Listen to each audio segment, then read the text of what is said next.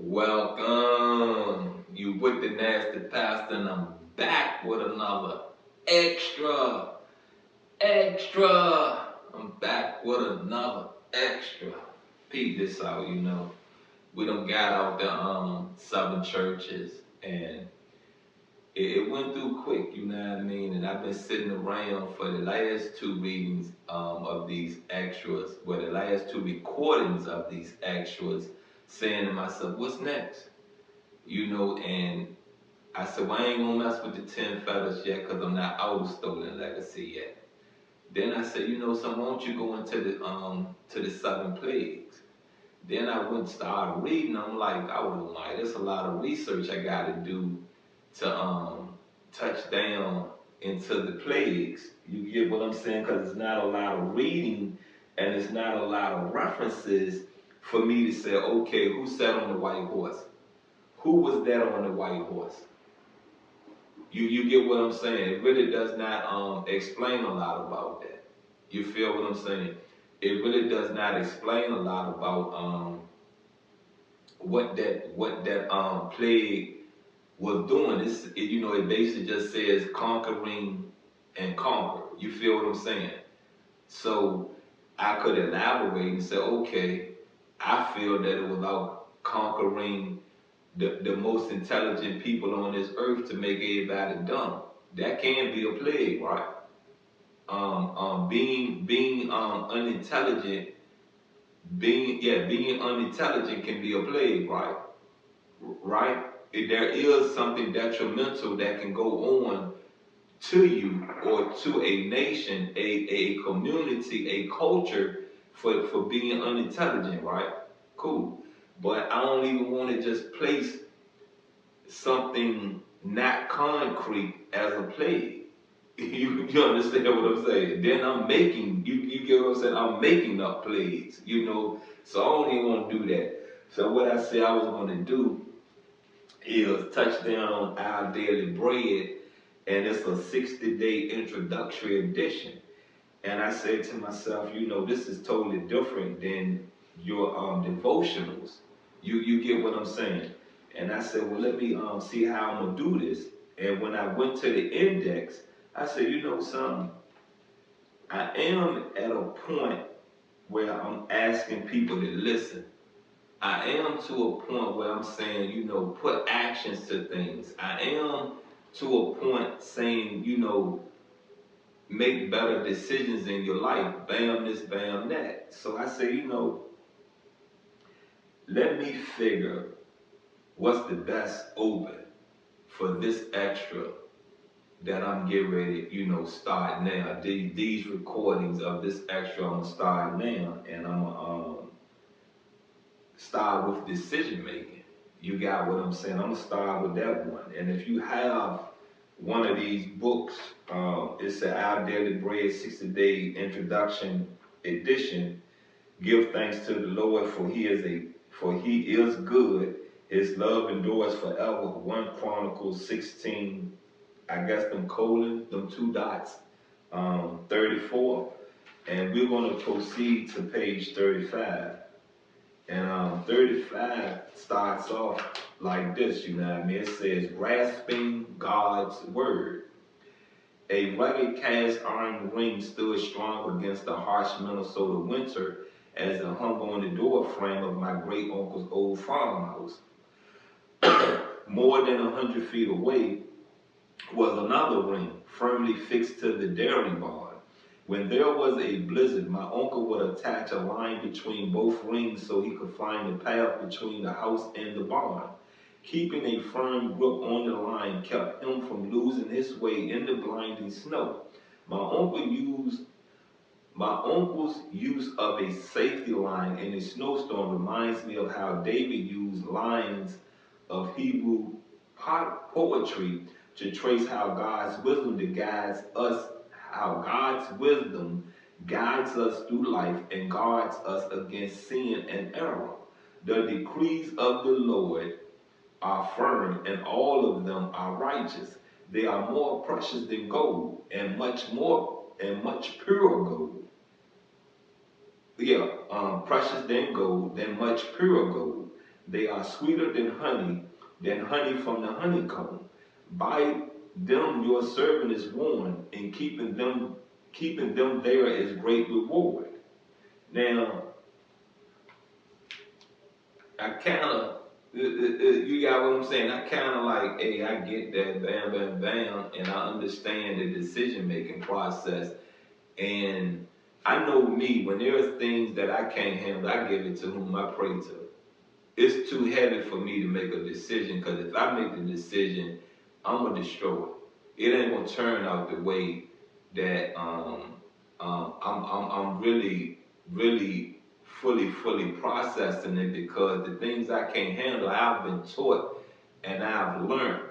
You get what I'm saying? I've learned to give it over to whom I pray to.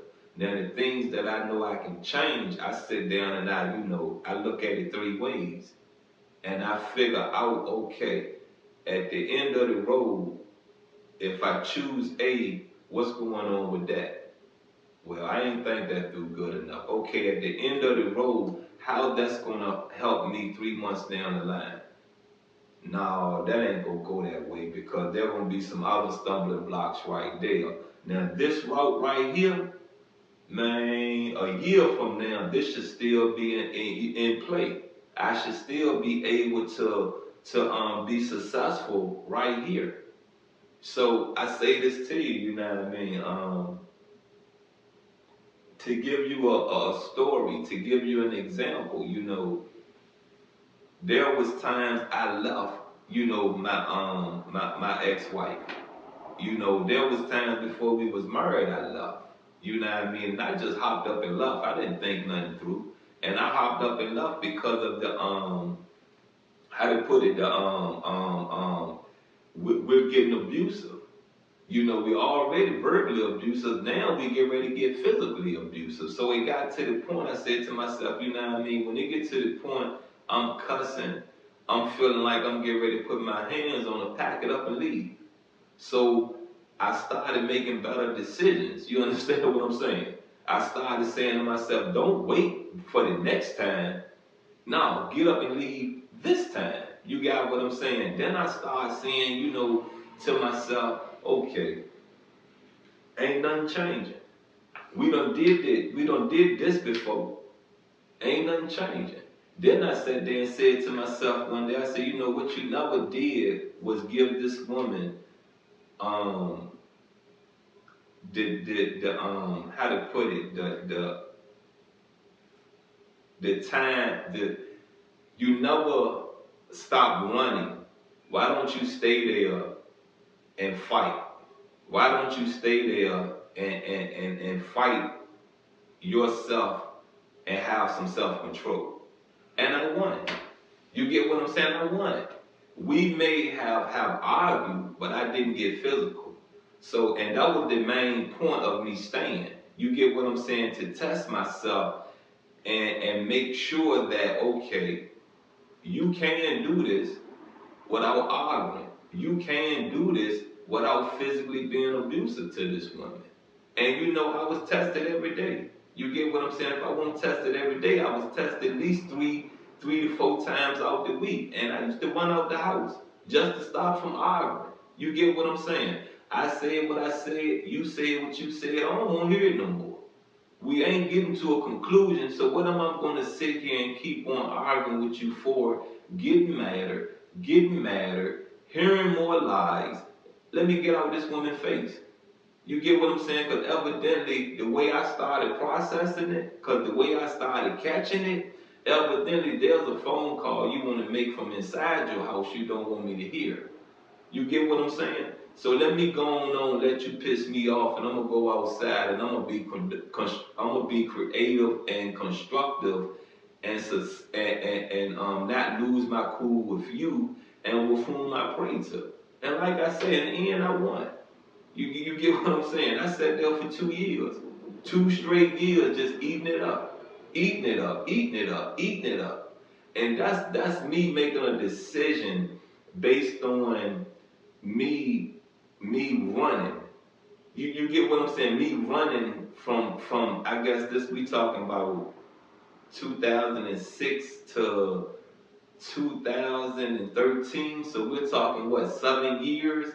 Me running from this woman, me running from having self-control.